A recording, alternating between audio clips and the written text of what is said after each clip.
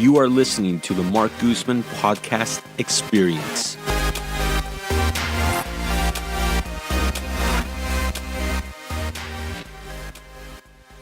As a wine buyer for various restaurants and stores, Noel Diaz learned a lot about the wine industry and how wine was made. Shortly after, Noel followed his wine passion and jumped into winemaking. He started Purity Wines in 2013, specializing in natural and organic winemaking. He recently moved his startup from Treasure Island to Richmond, California, and into a co-op with a few other wineries. On this episode, Noel super educates us on the joys and complexities of running a startup wine company. I want to thank my guest today, Noel Diaz with Purity Wine, for coming out here.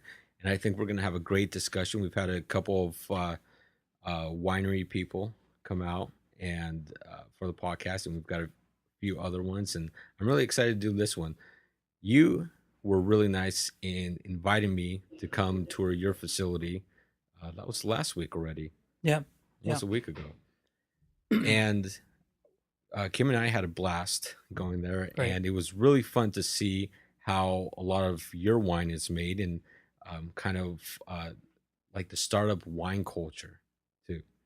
And so that's something that I want to get into. And why don't we start talking a bit about how you ended up getting into winemaking? Well, my appreciation for wine or kind of this path of discovery that I've been on started probably as soon as, or I was drinking probably earlier than I was, should have been. But it was I never looked at it as something I was looking to get drunk on so much as something I was looking to explore. It was intriguing, and I wanted to see why all the fuss was surrounding it. When I moved to the Bay Area back in the 80s, I got involved in food and restaurants, and that kind of supported my path for college. And the more that I got into it, the more interested I was in kind of the local, organic, and fresh produce, and how wine could be a part of that. So I've always, ever since then, I've followed it. I've studied it, read about it, gone to taken classes.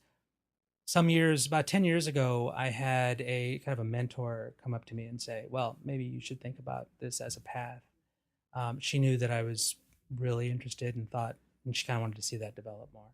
And she got me into a wine spirits education trust class, which is the path towards Master of Wine. And one thing led to another. I got into that class, and another good friend of mine got me into a class that leads to the Master Sommelier path. And I had a couple of friends who became MSs. This was all just part of a background of learning. I became a buyer at a restaurant. I had one of my employers ask me to source some fruit, some wine that we could put a label on. And then from that, I had to start looking at the legal end of it and how I could do that. And the idea of becoming, in the classic sense of a negociant, of a business person running around the various wine countries and tasting barrels and buying barrels and having them sent back and then blending, was very exciting. It didn't really occur to me that I could become a winemaker. I think that there's a lot of mythology behind it. And you know that it takes a lot of money to start up. But the more that I looked into it, the more that I realized that, and I'd seen other people do it, kind of jump in. I didn't know exactly what led up to making that move. But then I started to see that there was possibility, that there was opportunity. And then I jumped in. I started getting my license for winemaker, which wasn't that difficult. And I found a space that I could make wine in. And my first year, which was 2013, I brought in 5 tons, which is about somewhere equivalent to about 350 cases. So really, really small. And I kept my day job. And once I got in there and did it, it's funny because people will say to me, well, how did you learn how to do this? Well, that's kind of when I say that I've been reading about and studying wine. I came to it at an age where I'd already formulated my opinions, and So getting, wine is pretty straightforward. If you smash up the grapes in general, they'll turn to wine. Along the, they're going to end up turning into vinegar too. But so it's the winemakers, that point, that decision of where to control it. Um, and that's kind of how I got in, and it just, the bug was addictive. I have a couple of friends this year who have been helping me out. Well, actually, one of them started helping me out last year. He wanted to learn how to make wine, and I told him I'll teach everything I know. But it's hard. It's hard work, and it's not. It doesn't really allow room for social life. When the winemaking calls, you got to be there. And if you have your mother's birthday to get to, or you have your anniversary, or there's a 3 month period of harvest where you leave yourself just committed to being there and watching everything happen, because it's when you leave it that it starts to turn into that vinegar, like I was saying. And I was talking to this buddy who, I said to him, well, sometimes I feel like a pusher. And he said, you're not a pusher. He said, you're just open to people who want to try this, and you allow them to explore their own paths. And that's kind of my approach. And that's part of the kind of holistic thing of the organic and living clean and simply, which is the way that I make wine. Yeah. And who was your mentor, and what restaurant did you start buying for? I started buying for the Clint Hotel in San Okay. Francisco, and that was kind of where I had that manager who thought I had potential. And she really wanted to kind of like, you should follow this. I think you're really happiest doing this kind of thing. And then I moved along to a restaurant in Sausalito called Poggio, which is a little Italian restaurant that does pretty good volume. And I went in there, and the first thing I said was, well, I'm going to take your wine list, which is pretty straightforward, pretty vanilla, and I'm going to bring in a lot of, I'm going to bring in some really cool producers that are not fussing and not manipulating, but that are doing this kind of very authentic thing. Do you see that a lot happening in restaurants where winemakers come in because of their name and their brand, that they're able to like manipulate menus? Yeah, definitely. Well, on the larger side, I can think of one winemaker who's a large producer who came in when I took his wine off the list and said, "Why'd you take my wine off the list?" And I said to him, "I don't have a problem with the wine. I think your wine is competently made, but it's also, on the one hand, it's kind of boring because it's a conventional wine, and I don't really, I want people to kind of explore rather than come in and there is, I can see the argument on both sides of somebody who wants to come in and they just want to have a glass of what they know. Whereas I want you to come and have an experience, much like you do when you come into the restaurant and we put specials on, or we try to kind of reach for something a little different and new. And that's one of the things that why I love the Bay Area, because when I came here 30 years ago or so, all of a sudden it's like boom, it was just like all of this kind of progressiveness, and it's not even progressive. It's just a kind of coming back from that post-war mentality of, we can control and manipulate anything. We can control farming. We can with chemicals we can do whatever we want, rather than living with the land and those kinds of rhythms. And then getting back to what you had asked about the mentor, I've had many mentors, many. Probably the greatest mentor was someone, when I came to go to school in the Bay Area, I was living in a house that was owned by a couple who had raised their children, and it was a big house, and they had all these rooms. And they found the house to be kind of empty, and so they opened it up to college students.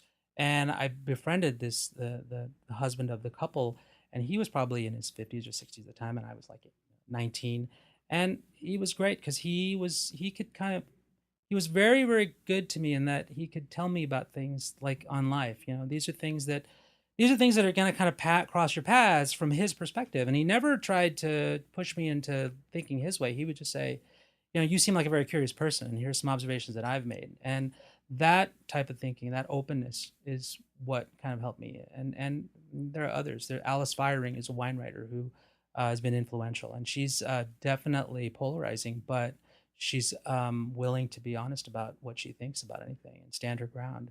And winemakers, gosh, I wouldn't even know where to begin. Tony Couturi is one who's a very natural winemaker, and his wines sometimes can be on the edge of being pleasant, but they're always compelling. And his honesty and his generous nature of how he shares information.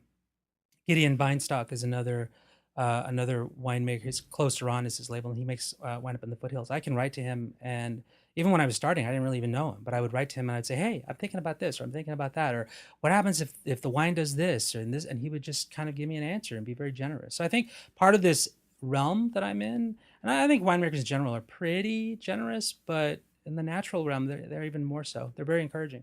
You touch on a very important point because yesterday I was recording a podcast with two real estate agents, and we briefly discussed the importance of having mentors and just having people outside of you that you can tap into, people that you can ask for advice, increase your own knowledge base, or even get confirmation that you're doing something right, you know? Sure. And so that's really, really important in every aspect of any business. So I think that's awesome that you have mentors that you can reach out to.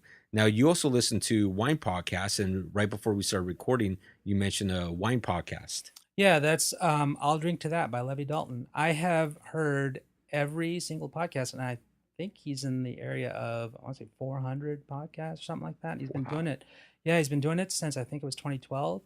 And he just brings he can bring people to talk about wine. And he's come to kind of fashion a way of just letting people be who they are. And he'll ask some questions, but he doesn't really lead them. He just more bounces off, and it's a conversation. And for me, anywhere from somebody who distributes, it's been an education, because then it gives me a sense of, okay, this is how. As a buyer, I knew how the market worked, but as a producer, it's really difficult to figure out how the market works in terms of placing the brand that I've created and looking at growth. I thought I could make a couple thousand cases and be fine with it, and that's not quite. It's not quite that simple. On the other side, I'll have winemakers who'll talk about things like whether or not to take the grapes off of the bunches, whether or not to go a destemmed or a whole cluster. And I can listen to these winemakers talk about their experiences and their opinions, and then I'll listen to them over and over and over again. There's some podcasts that I've heard probably 20 times, and I'll do it over the course of work while I'm moving wine from one barrel to another, or and it gives me a comfort. And every once in a while, I get some inspiration. And it's like I'll hear something that I hadn't thought of. Even things like floor sommeliers who are in the restaurant business and who are working on the nights, and sometimes they get a little clubby, and sometimes they get a little you get the sense that there's this, I don't want to say elitism, but a little bit of a It's a clique. fraternity. Yeah, Yeah. it's a club. Yeah. And even then you kind of start to listen for the little clues, the little honesty that they give, because there's a lot of mythology surrounding wine, which I hate. And when I worked in the business, and now I try to break those things down. It's food. Wine is food. And yeah, there is something that can take you to another place if you want. And it's extremely complex, but on the other side, it's also very straightforward. Yeah. Yeah, and the thing I love about wine is there's it's a simple recipe, but there's so many steps along the way. And what you mentioned before, especially during harvest, you have no social life. And it's because there's so many things that can go wrong that your attention has to be on it 100%.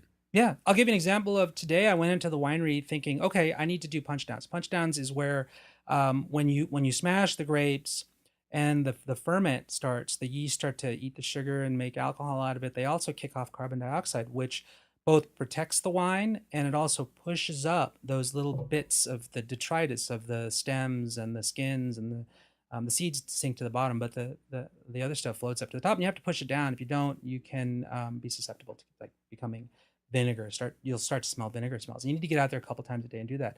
And I was out there and I was tasting a wine that came in on this last weekend, Sunday, I think it was, and it had this weird sugar acid relationship, and I wasn't sure what I was going to do with it. It was actually the numbers that I took on it came off as being underripe. So I stuck my little wine thief in it, took a taste, and it was really pretty, and it was perfect the way it was. Now, the longer it sits on the stems and the skins and the seeds, the more tannic it's going to get. So I had one of my other partners in this co-op that I'm at, that I put together. he was pressing and just finishing pressing his grapes, one vat that he had. And I just turned to him and I said, "Do you mind if I just take mine and throw them on top of yours in the press?" And he said, "No, that's not a problem." And so, like on the fly, I got in there because to myself, I'm thinking, this wine is perfect right now.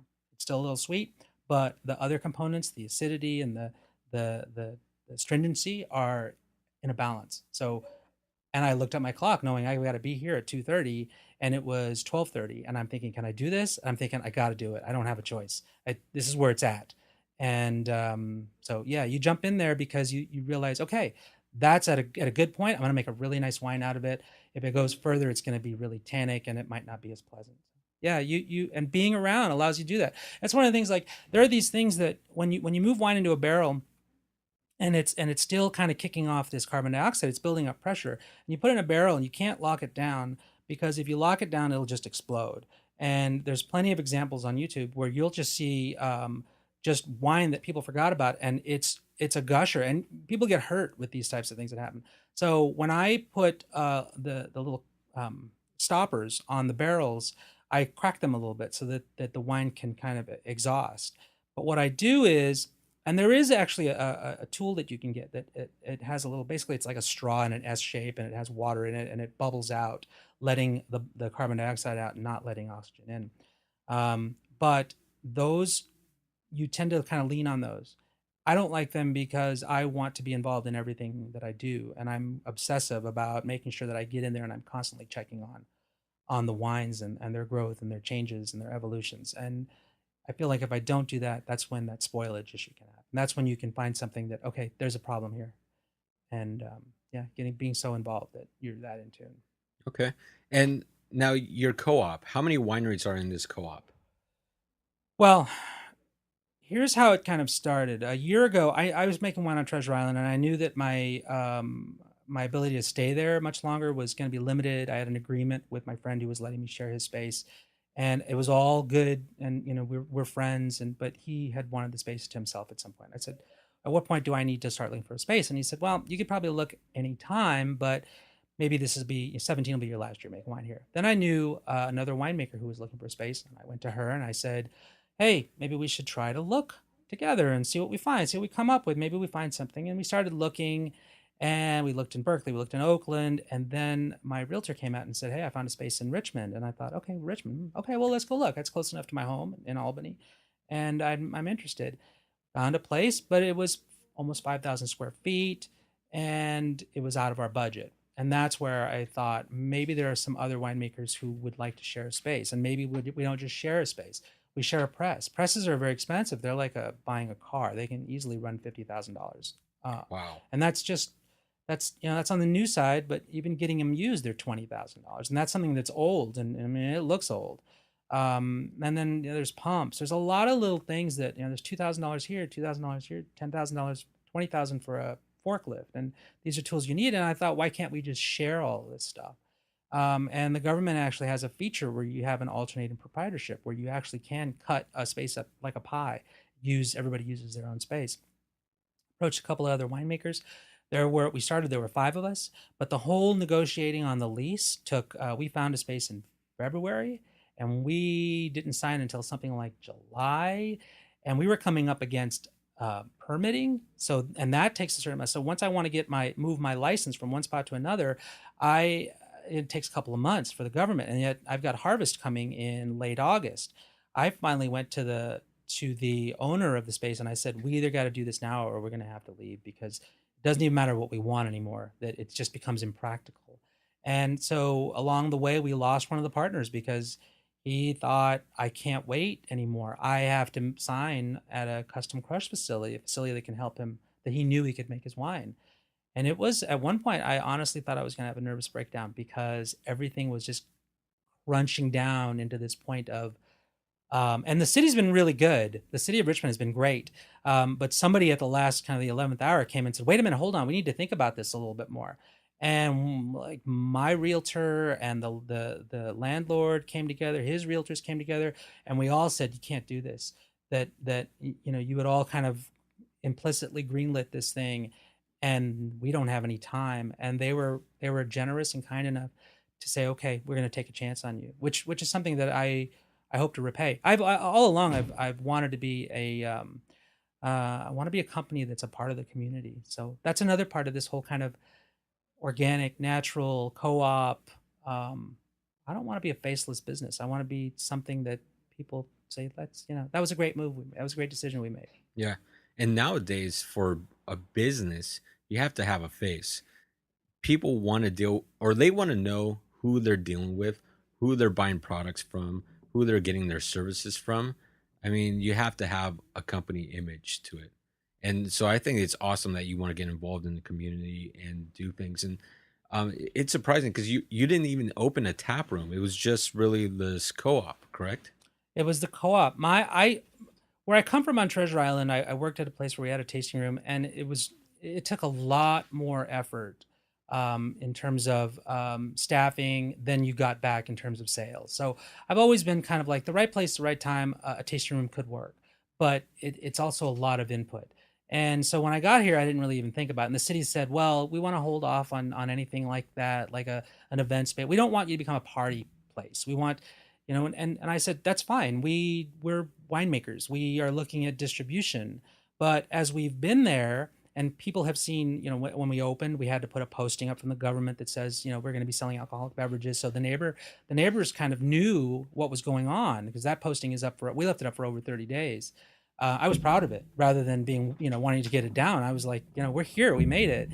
And since then, several neighbors have come in and asked, when are we going to open? When are we going to have something like a tasting room?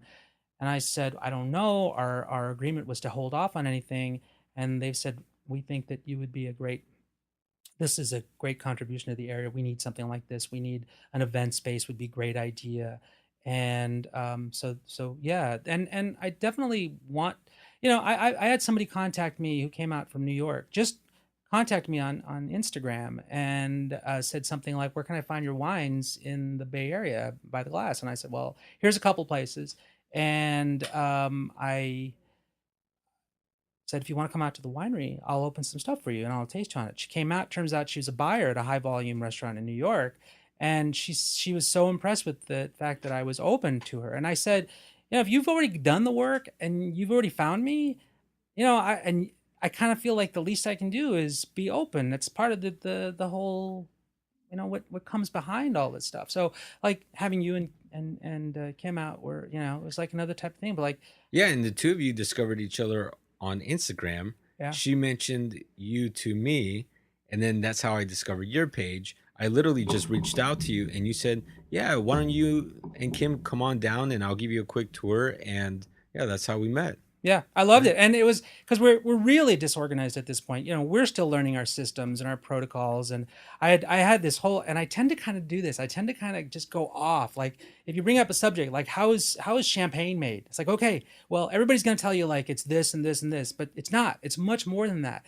And I tend to kind of get excited, and I'll run 20 minutes and we'll just taste, a sparkling wine. And it's like, I'll give you examples of why this is the way it is and why that is the way it is. And all of a sudden I realize, shoot, we're running through 2 hours, but it's infectious, because I feel like when you ask me and you have the interest, I don't just want to give you a simple answer. I want you to know the things that I don't want to be dismissive. And I hate that's one of the things that I see happen is people think, oh, it's going to be too much. You won't get it. It's like, I don't really care.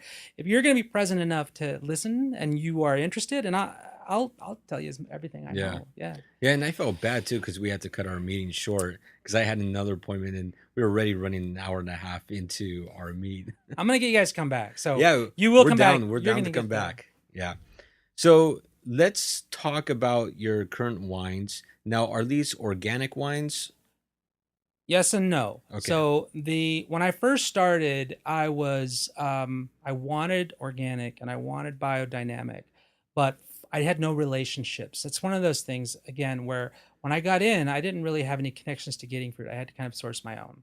And I was also, part of the learning curve is defining what sustainable is and what organic is, where biodynamics fall in.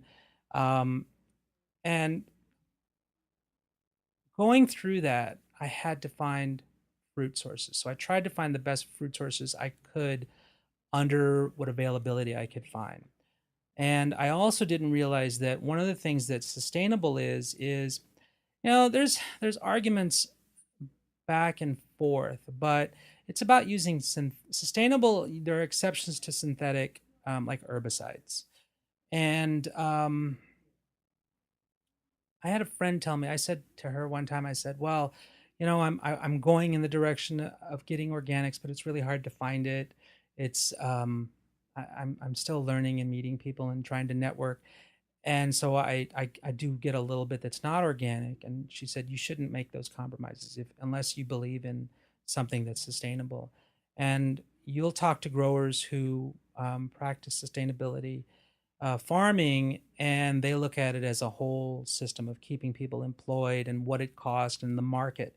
So when you sell grapes, when you sell fruit, this year I did some vineyard management. I wanted to, and that's kind of the direction I want to go in as well, is doing some farming or having some influence in the farming. Not just to be able to have that as a label, but to be able to bring that more to the conversation when I'm working with other growers. I can't do everything, but if I can do a little bit of everything, I can have a sense of what it is to have that, to go into a grower and say, well, why do you add sulfur in the vineyard? You're trying to, look up, like rot and mildew. You're trying to mitigate those issues. And how often do you do it? It's not even just a matter of that you do it, and it can be organic. So getting back to the sustainable, I've talked to growers who would say, well, I need to do it because of this. And it's a philosophical difference. And there are chemicals that we don't know really what their long-term negative effects are. And so I've come more and more to realize or to believe that I just want to stay away from that stuff. I don't want to judge people. Rather, I want to kind of take my own path. And I'm proud to say that the white wine that I brought is organic. The red wine is a Barbera, and that grower, though, is a wonderful human being. I really, really enjoy him. He's a gentleman, but he has his process, and I can't tell him not to. I would love to work with this fruit again, and I won't because it's sustainable and it's not organic. So, yeah, everything that I source as of last year was organic, and going forward, I will only accept organic. And whether or not that means I can't make enough wine to support the needs, then I just have to figure out something else. Because once you make those compromises, then you got tend to to stick make, to it. yeah. And again, and it was somebody helping me, and that's one of the, like you say about mentors. That was a person who opened a door to a room to me and said, "Really? I mean, is that what you're okay with?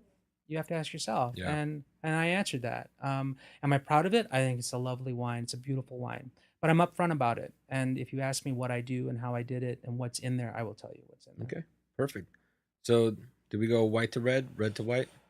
What's Um, your preference? I would go, though this white does have some skin contact and was made a little bit like red wines are made, in that most whites, when they're made, the producer will crush everything or press everything and get all the juice out and get it off the skins as soon as possible, just to get those kind of tannic qualities out. Okay. I would say let's go with the white Okay. first. We'll do that. Great. And you'll notice it's not chilled. Part of it was made with skin contact, and part of it was made as a direct press. Was pressed and sent over to a barrel. That skin contact. Do you guys want to taste? That skin contact gives the wine some texture, some body, and cool is generally the way I like to serve them rather than cold. Cold tends to kind of accentuate tannin. So that's why if you serve a red wine cold, it just becomes more astringent. Yeah. And it's great that you say that, because I've become a fan of white wines at room temperature. Yeah, I always say that I think we generally, and I'm not the only one who says this, but I agree. I'm in agreement with it. We generally serve white wines too cold and red wines too warm. And Too warm. too warm, yeah, a little bit of chill on a red wine. Here, I'll give you another kind of like, this is how practical my relationship is with wine. When I open a bottle of wine, I keep it red or white. I keep it in the fridge. If it's a white and it's too cold, I'll throw it in the microwave for 5 seconds just to take the edge off. Red wine, the same thing. I'll pull it out of the fridge and I'll think, okay, well, I don't have an hour for it to come down to room temperature. I'll throw it in the microwave for a little bit. If I find a white wine is too warm, I'll take a little plastic baggie and fill it with ice and put that in the glass and pour the wine over it. And then I'll take the baggie out. I don't. There's the pretentiousness of wine doesn't thrill me, doesn't excite me. I want to get the wine into my palate as soon as possible, and I want to enjoy it as much as possible. Yeah. So this is a Marsanne, is the wine Marsan. that we're drinking. Yeah, and Marsanne tends to be it tends to be a kind of heavy and rich wine that can be a little bit bitter. It's not. I'll say it's not an in fashion Okay. grape, but I've never I tried this wine before, so I'm excited. good.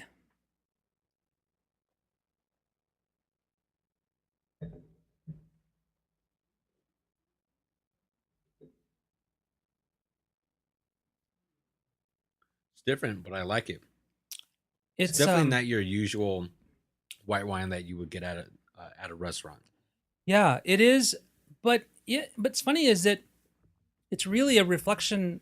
That's one of the things, like I was saying, this Marsanne is not a popular grape, and I kind of thought, well, why is it that we all kind of go and glom on to the same thing that everybody else is glomming onto, and It's because they make rather, it in mass production. yeah, they can do that, and I think people want to run on the trends that other people are running off of to kind of capitalize on that as well. So that's one of the things that I don't do right now. I don't hit up my friends for their grape sources. I kind of leave it to myself to kind of source my own. This grape comes from a farm in the Sierra foothills in a town called Rough and Ready, and it's this beautiful Rough and ready. Rough and Ready. Yeah, it's a gold mining town. Okay. Yeah, and it's so it's 150 years That's a old or great something name, like though. that. I love it. I tried to put that on the label, and the TTB wouldn't let me do it because it's not a place, a designated place for wine, and they don't want to be misleading in any way. Oh, So because technically the rules, it has to come from a certain yeah, wine designated valley or a growing region, right? Nevada County can be one. There's a place called Penn Valley within Nevada County, and so you can name that. You can say that's from Penn Valley, but you have to go into the basically the TTB, I believe. I think it might be the ABC, but you have to ask them for approval on a place. So you could eventually, if you put in an application, could say, I think Rough and Ready is very distinctive, and within Nevada County, within the Sierra Foothills, makes its own kind of special wine. So this is an organic farmer, and he's just he and his wife are just the salt of the earth people. It's like I say, I don't want to buy fruit from anybody that I wouldn't want to have a drink with or have a dinner with, a meal with, that I don't want to have a conversation with. These are people that are a part of my life, and I work really hard to support these relationships. Um, so I take what he gives me, and maybe I wouldn't go out and look for Marsanne, but one of the affirming kind of points about this process is I took this wine, and this wine, I will agree, is not an easy wine, an immediately accessible wine. It's a wine that will come back to you. You'll feel. I mean, it's got a little sparkle to it. It's got a little sparkle to it because I don't move it. I don't shake it. I take it from barrel, and that's how I bottle. So I have a lot of little lots because I'll bottle from the barrel. It's to me, it has a voice. It says something. Once I qualify something as good enough, then it's it. I stop arguing with myself over the value of it. I took this wine, I sold it to a store in Oakland, and the weekend that I made the delivery, somebody contacted me through my website and said, "I love that wine. Where can I get more of it?" And when I did that, I thought, okay, that's what I only have maybe 50 cases of this. I don't have a lot. I can take a chance, and I can reach people who are cool with this kind of eclectic. I'm not going to argue whether or not it's got a little bit of a bite on the edge. Is that something almost acidic? Is that something volatile? Is that something that classically might be a defect? All I know is that right now I want another taste. I want Yeah. another glass. I want to go back in there, and I'm a I can be. My friends know, my family know that I'll argue, and I can poke at people. I can be difficult. And I kind of want my wines to reflect that. I kind of want them to instigate thought, to kind of get at you and make you kind of question, what is this? What's going on here? It's like opening up a conversation. Yeah. Do you remember the store in Oakland? The The name of the store, store? the two, I before I mention that store, I have to mention Ordinaire, which is a store that has been very, very, very supportive of purity, and I'm very appreciative of that. There's been a lot, and Cala Fermentation is a fair that I went to a couple of years back, and that's another one where Ordinaire met me. And so that's a good place to get purity as well. I don't think the Punch Down has any of my wine right now because they sold out of it and I haven't had a chance to refill any orders. But that's another one. And that's in Oakland. So the Ordinaire is in Oakland, as is the Punch Down. It's funny because now I want to like go and thank you to Chez Panisse and thank you to. There's a lot of thank yous that I want to make, and I don't want to leave people out. Chez But Panisse is one of my favorite restaurants. Chez Panisse has a very. I will go there. I don't have expectations of them other than what they do is from the heart, and they're very soulful, and they're getting the best quality ingredients that they can. Whether or not you get a halibut on a plate that you are, that moves your whole notion of what the world is. It's just philosophically they've laid everything down in such a pure way that I don't, I will always bow to something like that. They have a very very close connection, and they've been very good to me as well. To purity, um, uh, Jonathan Waters is the buyer there, and one time I said to him, "Well, I'm trying to manage this so that I can sell everything in the Bay Area myself because I really want to make these relationships, and I really want to know where the wine goes, and I really want to have a connection to people who are drinking the wine." And he said, I said, but I don't know if I can keep doing that because it takes a lot of time to get out here and make these appointments and basically, beat the path down. And, I may end up in distribution at some point. And I will, I have to. But to the Bay Area, I'd like to keep it to myself. And he said, don't. He said, I've seen other winemakers that I don't see anymore. And I don't. And that's one of the things, that's one of the regrets is you want to be able to, I want to be able to go to these buyers and say, hey, how are things going? What's the feedback? Or what do you think of the wines? Or what would you like to see down the way? What would you, it's because it's all people, Yeah, yeah. and I think as an owner, you have to do that because I was listening to the Tim Ferriss podcast. He's an entrepreneur. He created the 4 Hour Work Week website and the program, and he was talking about Airbnb and what the founding owners of Airbnb had to do because they're out of Mountain View when they first started, and I guess one of their biggest demographics that were using Airbnb when they first launched was in New York City. And they went to one of their mentors and said, what are you guys doing in Mountain View? Why don't you get out in New York City, go actually meet the people that are using your service, get feedback from them, build relationships with them, and that's how you scale it. And even though, like, when you think of scaling a business, you think of automating, you think of outsourcing to really grow, but sometimes to also expand and scale your business, you have to get down to the dirt, right? You have to get out there and really meet and talk to the customers and the people buying your product. And that's exactly what they did. And it's actually a funny story because no one believed they were the owners of the company coming at their door to talk to them and ask for their feedback. So they created like a photography program that they had to pose as photographers to get in to talk to the people using their product. Wow. Yeah. Yeah, yeah, great story, but Yeah. exact same thing. Just meeting and talking to the people buying your wine. Now, you mentioned you don't make that much wine. We've heard you say a couple times you don't make many cases. Now, let's put this in perspective. A small winery, and this is what you told me on the tour, is anyone that makes 10,000 or less cases, correct? I believe, as I recall, that's the number because what it is you have a tax breakdown. So I believe it's 10,000 cases. I may be off by a little bit, but that you're actually making a lot of wine. Once you get past that, then you pay a higher tax bracket, which I think is kind of odd. But yeah, I'm down to, I probably, to make a living at this, I probably need to be at about 2,500 cases. And I need to have sell through. I can't have stuff sitting around for much time.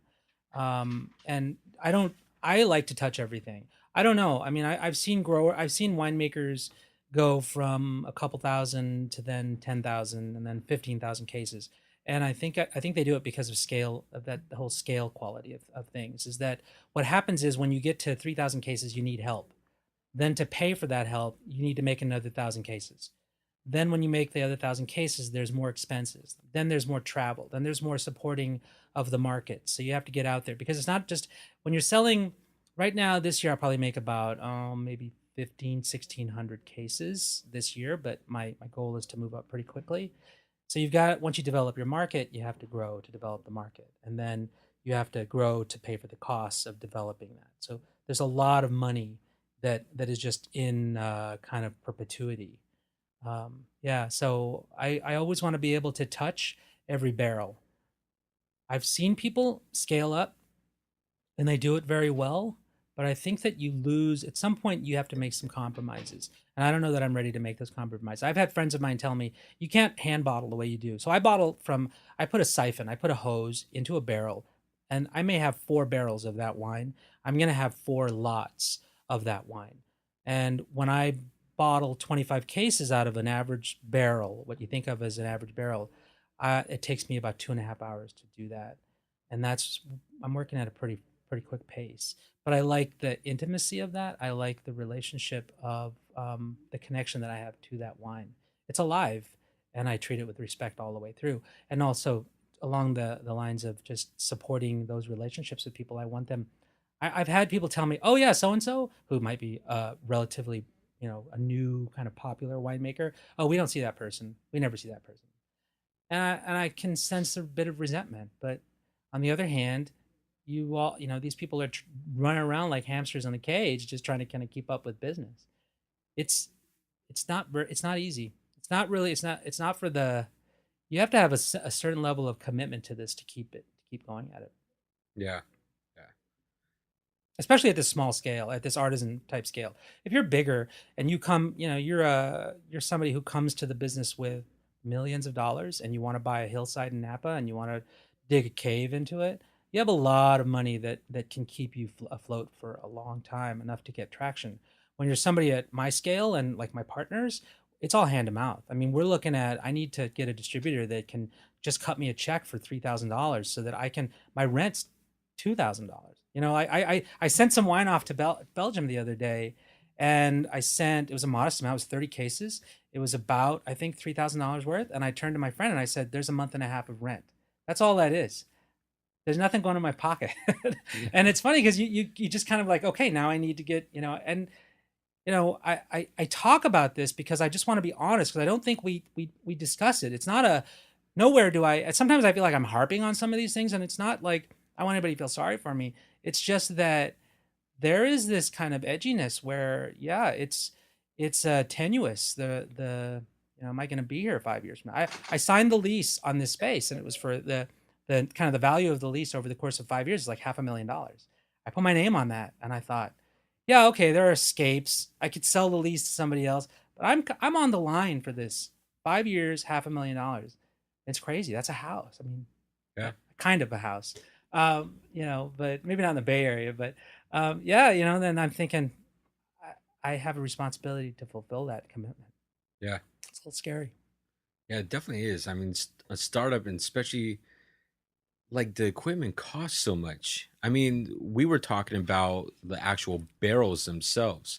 Now you can buy them brand new for 1,200 a piece. Yeah. Some get up to about 15, 1,600.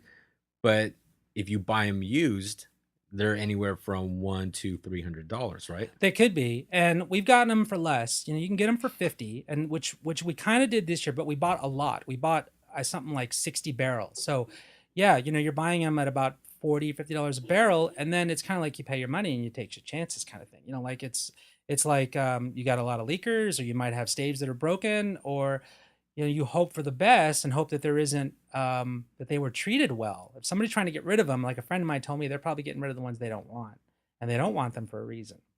And so you kind of have to think about that. And I yeah, when you're buying 60 barrels at $40 a piece or $50 a piece, that's $2,000, and Yeah. that's a lot of money that you're kind of, yeah, that's more money. That's another thing you have to buy. Then you got to buy corks. Then you got to buy bottles. I know of winemakers that I've heard stories of that. Oh yeah, so and so, they had some rough patches, and there were some of their wines that were a little volatile, which means kind of like could taste a little bit like vinegar. They could taste a little bit acetic. But that's because they didn't have a chance to bottle. They had to wait to get enough money. They had to sell what they had, sell it, buy bottles, and then that's how you kind of grow. And that's what I mean by that, hand to mouth. The other day I was tasting a barrel of wine. I only have one barrel, and this is from a really good. Again, this is one of those vineyards that I have. Again, they're all really good. All of my vineyards are really good, and I have relationships, and I'm sensitive to everybody, and I love them all. But I had this one barrel of this special wine that I made last year. So Mourvèdre is the grape.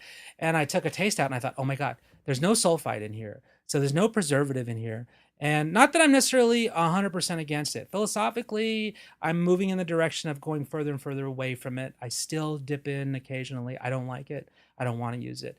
But I also don't want people who buy my wines to get wines that are spoiled. And I like to say, I'll put it on the website at some point. If you ever have a bottle you don't like, and I'm happy to make that public now, let me know, contact me, and I will do everything I can to make it right. Because I do work on the edge in terms of playing with how much control I have into mitigate or stopping spoilage or controlling spoilage. But I got into this barrel the other day and I tasted it, and on the back of my throat, I tasted a little bite that I didn't have before. And these things can turn over a matter of days. It doesn't take long. Once a kind of a rhythm starts to take off, it can just go. So do you have to test each barrel every day? Not every day. So I open the barrels to top them up. Barrels breathe, and you have some evaporation. And you don't really want a lot of evaporation in a barrel. You want to keep it. You want to fill it. So you fill it generally about every 10 days to 2 weeks. Some people go 3 weeks. And so I'm in there. And when I pull the bung, that's the stopper. I take my wine thief in there and I take a taste. I smell it. I take a taste of it, and then I'm just always. That's why I can do that at this level, at this scale. I couldn't do it on a large scale. I would have to trust other people to do it, and I would have to, again, those other people would have to be paid. So that again brings up that whole thing. So I get in there and I taste it, and this one I did, and I thought, okay, this is a little bit different. There's something going on, and I tasted a couple of people whose palates I trust, and I said, what do you think? And they said to me, I don't find this unpleasant. It's not. I don't see a problem with it. And I think I'm just so hyper aware that I can tell when minute things, because I'm so in tune with these. It's like knowing when one of my children is not having a good day. Yeah. I know when something's happening. So what makes you aim for something a little bit different in wine? You say you like your wine to be bold, make you really think of something.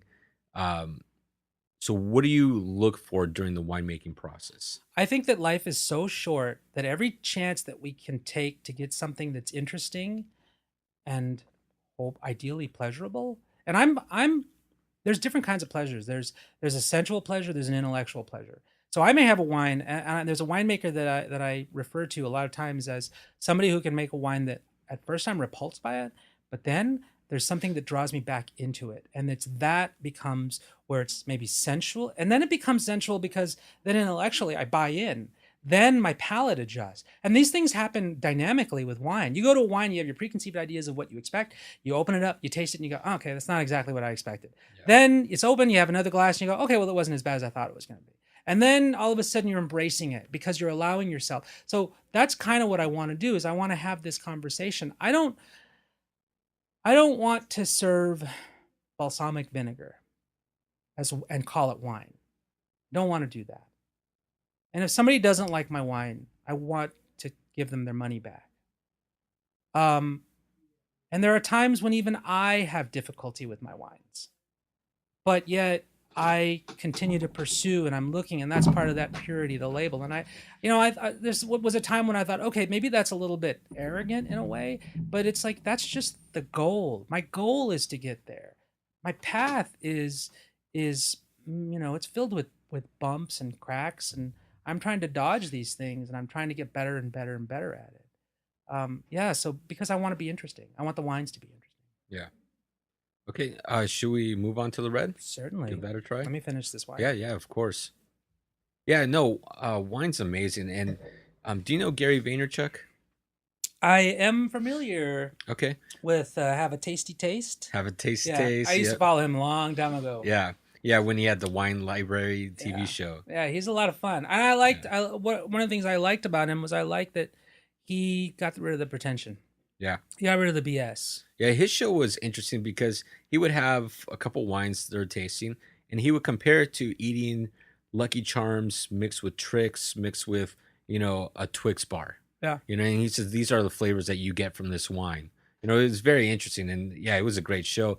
But one thing that he mentioned in one of his daily vlogs that he does now is he went back to talking about wine, and he mentioned there's so many great varieties out there that you need to make it a point to try every single one as much as possible. He said every Friday night, every Saturday, once a week, whenever you drink wine, or maybe once a day, open up a new bottle with a different grape. Make notes on what you like, and you'll discover so many different wines that you didn't even know existed before.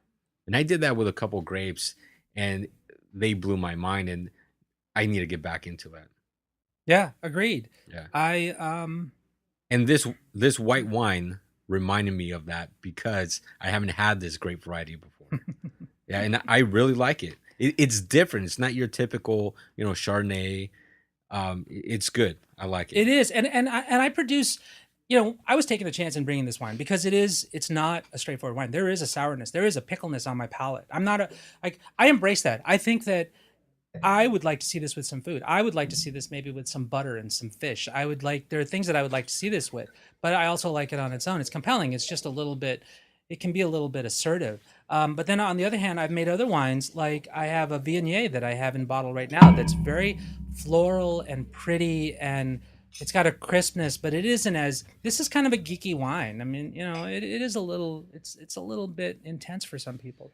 But I also make other wines because I just don't do a lot of I like to talk about, I have a friend who's a winemaker, and he brings in fruit and he says to himself, what do I need to do to the fruit to make the wine I want? Rather, what I do is I say, what am I going to do with this fruit to make the wine that it wants to be? Now, this is two different wines. The white that we just drank, the Marsanne. It's a wine that was made on a whole cluster. I made the wine on a whole cluster as kind of a form of experiment, and it was really intense and very, very heady. Then I had that direct press version of the same grape that was lighter and almost kind of flinty and citrusy. And I thought, I think the two could actually support each other. So, in some respects, it's manipulative, but I was trying for my palate to make something that I thought, okay, this is still one, they're brothers, and I'm bringing them together. I'm not really doing a lot other than simple moving around of the same wine. Yeah, so that's kind of like, but it's here, and I really am enjoying what it has. So I was just kind of getting to the point that I do make this Barbera. I think you'll find. So one of the things too that you'll find in my wines is a lot of bubbles, and that's because I try to keep bubbles in them for as long as possible because I think the bubbles give a freshness, and they tend to blow off. If you just shake the glass a little bit, it'll get rid of the bubbles. I think that my wines benefit. I had a wine that I made whole clusters, so stem, seeds, skins, white. It's Roussanne is the grape. I made it and I set it as this whole cluster for 3 months. I basically put it in a small little plastic tank. 3 months later, came back, hand pressed it, and it is a tannic white wine, but it smells like bay, and it smells like a custard, and it smells like some kind of a like grapefruit, and it has these really almost like cooking spice kind of flavors in the palate as well because of the stems. And I had a friend who had a bottle. She opened it. When she came to the winery, and I gave her a taste of it, and I left. I didn't was going to finish the bottle. I gave it to her. Took him. She got to it a week later, and she said, "Oh my God, this wine is unbelievable." That's one of the things that I think I build into the wines is this durability. So when you do set them on the counter, or like I said, you put them on the fridge, they're still going to oxidize a little bit, but you can see this evolution. And I like to open a wine on one day and then finish it on the next day because I like to see where it goes. Yeah, I mean, it breathes. I Yeah, mean, yeah, it's it really alive. gets better. Yeah,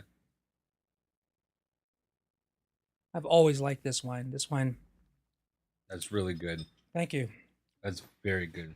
It's always hard to tell like what a just finished wine is going to be like. It's going to taste like because you get these kind of yeasty qualities. You get when they go through one of the acids, the malic acid will change to lactic acid, and lactic, much like it sounds, thinking of milk, tends to have a creamy quality. So when you get a wine that the yeast have consumed all or most of the sugar, and then what usually happens is the acid starts to change. So it can be kind of sour and real edgy, and then it goes through this change in the malolactic fermentation or conversion, where it softens. And from out the gate during fermentation, this always had a juicy quality. Once it finished and all the sugars were gone, it had a juicy quality. When it went through the malolactic fermentation, it had a juicy quality. It's always been very just pleasurable. Now, how did the drought that we had in the last few years play into the whole harvest? How did that affect you? Or did it affect you at all? Yeah, it definitely did. Especially that was this year. This year that this Barbera comes from is 2015. And that's one of the reasons why I said what happened was I had these, I was going to go organic on that year, but I had growers come to me and say, oh, I know you contracted for 4 tons. I'm only going to have maybe 2. We'll be lucky if we have 2. So all of a sudden I had to scramble, and I knew of this grower, and I knew that he was a good grower, but I knew he was sustainable. And that's kind of at that point when I said, I have to do this because I have to make enough quantity so I can stay in business. Um, and what happened with the drought at that point is that the vines were so stressed out that they were just putting out little bits and pieces, because what the vines will do is they'll say to themselves, well, if these are the conditions I'm going to live under, I have to reproduce, because that's my goal, is to put the seeds out, is to put some sweet fruit, bait basically, to get the birds and to get whatever animals can take the seeds and propagate. I'm going to just put less because I need to survive so that I can continue to get those seed spread so that maybe they end up in better climates. And that's why the vine is so durable. And that's kind of comes to like farming and dry farming. I had a vineyard this year we tried to dry farm, and we had nothing. We got no, it just couldn't do it. It has been beaten up by so many vintages of drought. Even though this year was a wet vintage, it was still in the mindset of, I'm not going to have anything, so therefore I'm not going to put anything out. And that's been kind of, we live in an arid area, and you have to figure out where your balance is. Yeah, so the drought definitely did affect us, some more than others. But I think we're kind of learning maybe to live with this. I think we're gonna have to We're technically out of a drought, but I would imagine the vineyards take maybe a little bit of extra time to adjust to that, come back. to come back. Because Yeah. a vineyard, I don't quite understand this. I understand on a rudimentary level, but a vine almost predicts out 2 years. It is almost it's setting itself up for something that's going to happen 2 years down the road. So it's reacting to its environment now, and maybe before, and kind of setting itself up for what it's going to do in the next year and the following year. Yeah. Okay. Set my alarm. No, Oh, I thought that was the end of the show. it's supposed to be for the camera, but it's supposed to be on silent. I can talk. Technical Yeah. difficulties. It's all good. I can talk. I can talk forever. Well, I have to say, I love this Barbera. Thank you. Like, this is the second bottle of Barbera that I've actually drank, and I really love this grape variety. Now, where does this grape come from? Well, where it originated and where you generally find it, you find it out of Italy, is where the Italians make very regularly Barbera. And I can't think of any place else that makes it, that's known for it. You'll get some one-offs here and there, but Italy is really where it comes from. And then a lot of the growers, a lot of the immigrants that came here were Portuguese and Italian, and they would bring a lot of what they were accustomed to, and they would do these field blends. And that's kind of how they ended up getting planted, is people thought, I want to make the stuff that I'm accustomed to. And if I have the chance to plant something like Barbera, I'll do that. I think it's got a really, really pretty acidity. There's a good juiciness to the fruit, and there's berries that you stick your nose in, and you're reminded of berries. But I work whole cluster, and that's where you get some of those other more like clove and bay and sometimes cinnamon. You get those really nice elements as well. And this is a bit on the higher side of tannins, correct? This has, because I work whole cluster, it's always working with the amount of tannin. And I like structure. I like acid. I like tannin, but it's getting a balance, getting a density of the fruit to the tannin. I had a winemaker who works in France, who works in a very low tannin region, the Loire, where he makes Cabernet Franc, and that he turned to me and he said, I don't really like tannin, and he liked a couple of my wines, but some of the others he thought were a little too tannic. I like that, what the texture that you get. I like the compromise. There are compromises you have to make, so I try to create a balance, and I try to, like today, like pressing that wine off. I was Carignan that I made today, which is another kind of that's an old timey. So it seems like you're always making a different grape variety. It's because I don't have set routine. I'm growing and I'm looking for things, And I like to work. I don't ever want to get into. I will never get into a. I will never be a winemaker who gets into a routine and makes the same thing every year. I don't want to do that. It bores me. I would. I would. One of the things that I'm compelled to this business is because of the uncertainty. I was reading on one of the wine blogs. Somebody was saying something like, "Well, these people want to buy this wine and they get upset because vintage variation. If you want vintage, if you don't like vintage variation, then when somebody makes a wine you like, buy a bunch of it. Yeah. Buy as much of it as you can afford, and keep it." But that person said, I don't really care. I like vintage variation. I feel the same way. I don't ever want to make the same wine twice. I want to experience the wines and the characteristics over and over and over again, but as a result of different inputs, as a result of different qualities. I don't, it's too hard the way that I work. I was talking to one of my coworkers, Martha Stuman, that you're going to have on the show in a few weeks, the other day. And I said, every year, I feel like I know absolutely nothing. And people will ask me, how are the grapes this year? And I'll say, the grapes are fine. It's California. We generally have good quality. We don't have to wrestle with a lot with rot. We don't have to wrestle with a lot of things. But it's really what's happening with the acid, what's happening with other qualities, and how I'm working with that, how I'm bouncing off. I may get a grape this year. The sugar, this on one parcel, the sugars were all weird. And I have a sugar that's the equivalent of like probably a 9% alcohol, which is, you're going to get a lot of sourness. But the acidity was such that I felt I needed to pick it. And I don't know what's going to happen. I don't, I pressed it today because it was tasting good. And I trust that, okay, that's the point. Let's just do it now. I know there's not going to be a lot of sugar. It's not going to be a lot of fat around this acid. So get off to keep it in balance.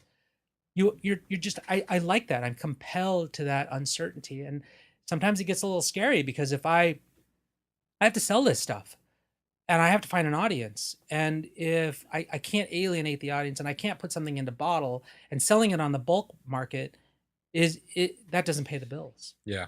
Well, if you can keep doing what you're doing, I think it's phenomenal. I think the variety of every single production case, I think that's awesome. And I know a lot of people love their, wine drinkers tend to have, their few favorite wineries that make the same cab every single year with a little bit of a twist here and there. But I think your wine would be a great addition to their normal wine purchases, to their collection, because it adds variety. And you really don't see many wineries doing that are constantly making just something different every single time. And I think more wine drinkers need to have wineries like you in their mix of wine that they drink. Thank you. Yeah. Yeah. And now you gave me a bottle of red last week, and I'm trying to think of the grape variety. I want to say it started with a C. Carignan? It might have been the Yes. Yes. That was really good too. I've never had that grape variety, and that was amazing. Like, I was blown away. It's funny. It's funny because I'll say this kind of along the lines of what you're saying about being eclectic or so that Carignan came in, and that was that year that I was kind of desperate for fruit. And it came in, and I found this vineyard. They were head trained vines. They're kind of like old school vineyard work. And I liked it. These are not the vineyards from Alamo, are they? No, this is no, that's a little bit. Yeah. No, this is the one from I always screw the name of it. Sassoon. Yeah, Sassoon out in Solano County. And they're like 60-year-old vines. And it came in, and I thought it was at a certain sugar level. What happens if you're not careful and you get your sugars too ripe, and when you work with the natural yeast, the yeast that are on the grape bunches themselves, they're not set up. They're not what I call Schwarzenegger yeast or lab cultured yeast, which can get you up to 15, 16, 17% alcohol. These yeasts get you up to about 13.5, and they start to wane. They start to basically die off. And this wine kind of started to stop the ferment. So the yeast were dying before the sugar was completely consumed, so it was a little sweet. And what you do as a natural winemaker is you try to use some other active ferments to throw in some other yeast rather than going to getting a lab yeast, and then you have to acclimate it to a certain alcohol content, because you can't just throw it in. You can't just throw it in a package. So I had to kind of fudge with a little bit of a blend to try to get that to finish off. So there's still a little bit of a sweetness, and there's an alcohol content. I think it says 15.25 or something like that on the side, or 14.75. It's on the higher side for me. And when I go out to the market, what's kind of strange is I generally hit the wine nerd market, the geeks, the a lot of times it's the people who like these kind of aldehydes or these kind of beery qualities or like the pickly qualities for wine. And those aren't the regular people who like maybe a little something like this Barbera that's actually a little bit riper, a little more forward. That Carignan, same thing, but it resonates with people. I have had people write to me about the Carignan. Those people that write to me about the Carignan and love it would hate the Marsanne. And that's part of that getting back to where like I have room enough. I love them both. Thank you. I appreciate that. I have room. Sometimes I'm a little I kind of come down. I kind of a little self-critical sometimes of like where I think, maybe I would see myself at a certain place. And I try not to do that as well. I try not to kind of work on stereotypes, but, I had somebody come to this tasting. I was pouring some wine at Ordinaire, and I sell wine at Monterey Market. That's another place. So Monterey Market, great local market. It's kind of like a farmer's market. They've been around for a long time, and it's where I shop. It's where I go, and it was important to me to have my wines there because I buy my food there. I want to have the food that I produce there. It just works. And I had somebody come to an Ordinaire tasting, and he kind of said, and he was being a little flippant about it, and he said, "Oh, the wines that you have here are different from the wines that you have at Monterey Market," almost as though I was serving a demographic, I guess.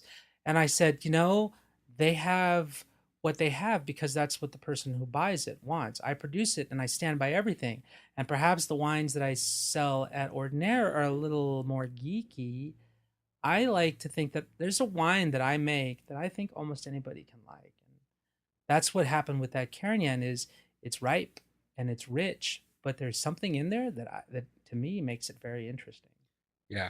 Now, how much are your wines price-wise on average? So I try to keep my prices. I want people to be able to open up a wine on Monday and maybe if they don't finish it until Friday, you put it on the fridge and you finish it on Friday, you're going to like it. I don't want you to feel like, so if you buy the wine from me, I'm going to keep it in probably, it's going to go on the retail side in the high teens to low 20s. Right now, if you come and pick up a case, you commit to a case, I'll sell it to you at $13 a bottle. I generally would say come and get a mixed case. I have yet to do a release, like a mailing list release, because I'm overtaxed as it is, and it's on my to-do list. But what I kind of want, my goal is to say, it's $156 for 12 bottles. It's not cheap. It's not $2 chuck, but it's what I can do, and I can make a living at, and take a mix and try and experiment. And always, if you don't like something, let me know. But that's if you point. go to a grocery store anyway and look at the bottles up there, I mean, you have bottles ranging anywhere from $10, $15 up to now $50, $60 a bottle. And I think a lot more people are now discovering little by little that there are other wines out there instead of the big giant makers. Yeah.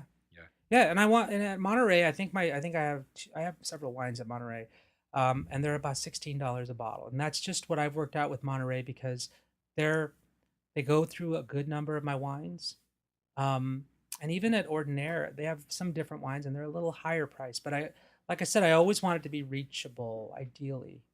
I mean, I know $13 is still $13, but yeah, so that's how I price it. I price it so it's accessible. So I'm gonna say, Kim and I are big wine fans. We drink a lot of wine. We taste wine from different wineries, and at 13 to even 20, $25 a bottle, I think that's huge value. I personally think you're underpriced based on the quality of the taste. You're not the first person who's told me that, but Yeah. I honestly don't. I don't. Yeah. No, and I totally understand where you're coming from, but your wine, I think, should easily be priced in the 30, 40, 50 range. Easy.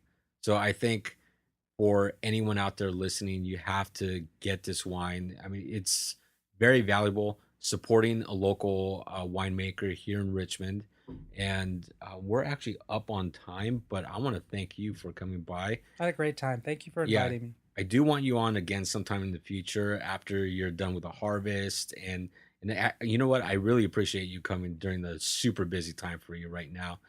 And I think what we can do on the next podcast is really get into how you step by step make this wine, Oh yeah. because when we were touring the facility and you had us put our ear up to the barrel and we could hear the sizzling inside, I think that was amazing. I've never experienced that before. Yeah. It literally is to me, it reminded me of a steak on a sizzling cast iron being served right in front of you. That's how loud it was. Yeah.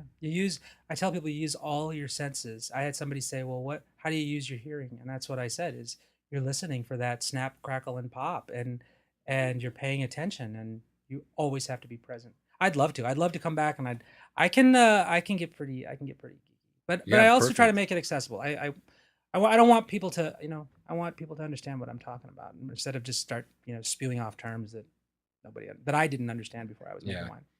Okay. And so before we cut this off, why don't you let people know where they can buy the wine? What's my website? I'm trying to remember. It's puritywine.net is the website. I was like, oh, that's my website. Puritywine.net is a good way to contact me.